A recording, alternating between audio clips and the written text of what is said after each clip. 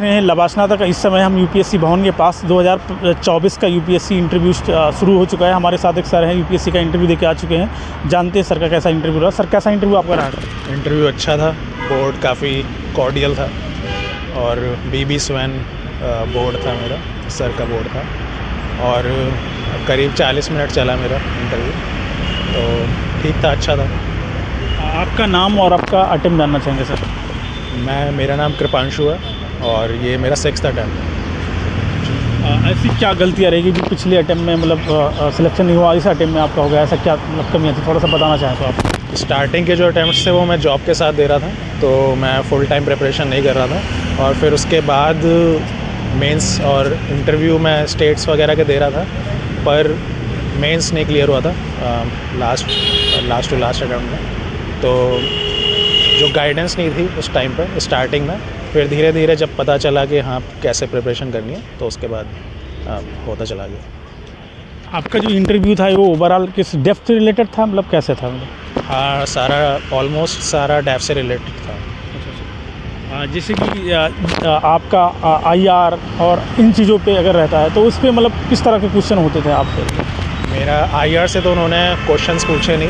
मैं petroleum engineer हूँ, तो मोस्टली पेट्रोल और ऑयल एंड गैस की जियोपॉलिटिक्स से रिलेटेड था, तो डेफ में से ही था मोस्टली और ज़्यादा कुछ डेफ से बाहर नहीं था, आईआर से रिलेटेड नहीं था ज़्यादा। आपकी अभी प्रीलिम्स की आपकी कैसे रणनीति थी, उसके विषय में थोड़ा सा बताइए। प्रीलिम्स के लिए मोस्टली तो PYQs जितने अच्छे से एनालाइज कर सकते हो, मतलब सिर्फ सॉल्व करने से नहीं, एनालाइज करके सॉल्व करने से ही प्रीलिम्स क्लियर होता है और मतलब बेसिक्स और वो सब तो क्रिस्टल क्लियर होना चाहिए। प्रीलिम्स में एनसीईआरटी का कितना रोल है और पूरे तैयारी में कितना रोल है? प्रीलिम्स में एक बार स्टार्टिंग में एनसीईआरटी पढ़ी थी शायद, फिर उसके बाद मैंने कभी पढ़ी नहीं और एक बार नोट्स बन गए थे तो नोट्स से ही सब रिवाइज़ करा। एनसीईआरटी उसके बाद तो शायद मैंने कभी नहीं पढ़ी। प्रीलिम्स में आप जीएस पेपर 1 में कितने क्वेश्चन आप अटेम्प्ट करते हैं? आप लगभग 6 बार आप दिए हैं, तो उसके बारे में तो अटेम्प्ट करने में मैं कोई सा भी क्वेश्चन तो छोड़ता नहीं था, मतलब कुछ भी नहीं आता तो कुछ ना कुछ तो लिख ही देता था रिलेटेड कुछ आसपास, पर छोड़ता कोई नहीं था। 20 आउट ऑफ 20 क्वेश्चन से अटेम्प्ट करता। जैसे कि सीसेट काफ़ी चैलेंजिंग रहता है और आपने सीसेट की रणनीति आप ही और किन बातों को विशेष तौर से आप सीसेट देते समय आप ध्यान रखते हैं? सीसेट के लिए मेरा इंजीनियरिंग बैकग्राउंड है, तो मोस्टली मुझे इशू तो नहीं आया कुछ। सीसेट में ऐसा स्पेशल मैंने कुछ नहीं किया। कुछ चीज़ें जो ट्रिक से सॉल्व होती हैं वो यूट्यूब वीडियोस वगैरह देख के मैं देख लेता था कुछ दिन पहले प्रीलिम्स से, अदरवाइज़ और कुछ एक्स्ट्रा नहीं किया मैंने। आपने जो लोग अभी प्रीलिम्स 2025 देने वाले हैं उनसे आप क्या कहना चाहते हैं, कैसे मतलब तैयार करें वो?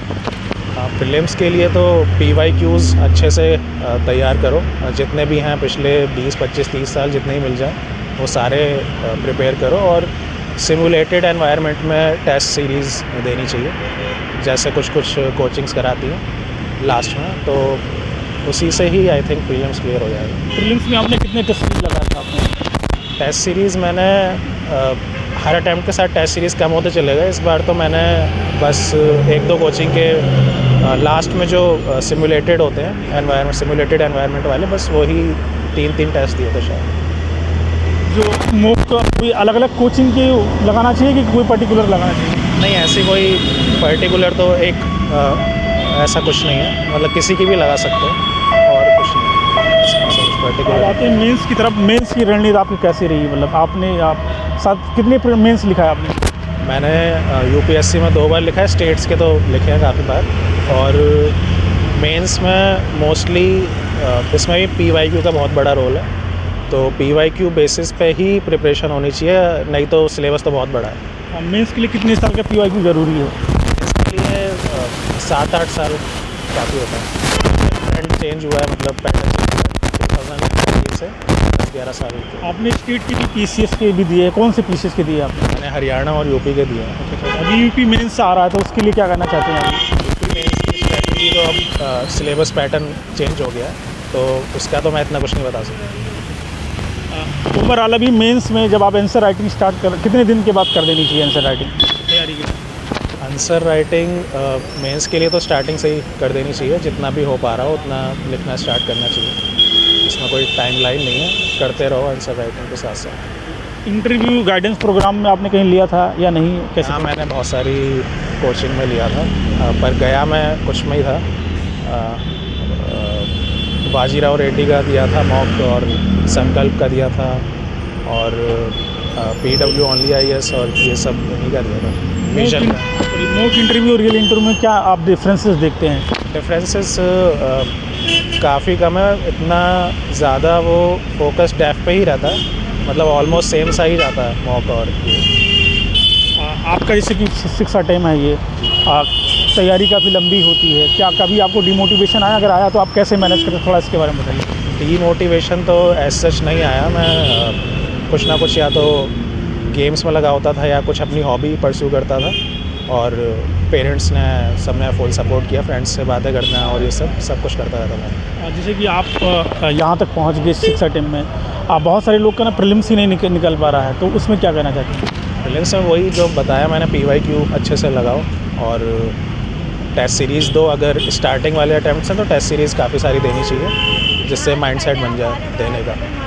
आपको बहुत बहुत धन्यवाद लवासा स्नातक की तरफ से, और आपको बहुत शुभकामनाएं हमारे व्यूअर की तरफ से। आप सेलेक्ट हों इस बार, और आप ज़रूर सेलेक्ट होंगे। Thank you so much. Thank you sir. Thank you.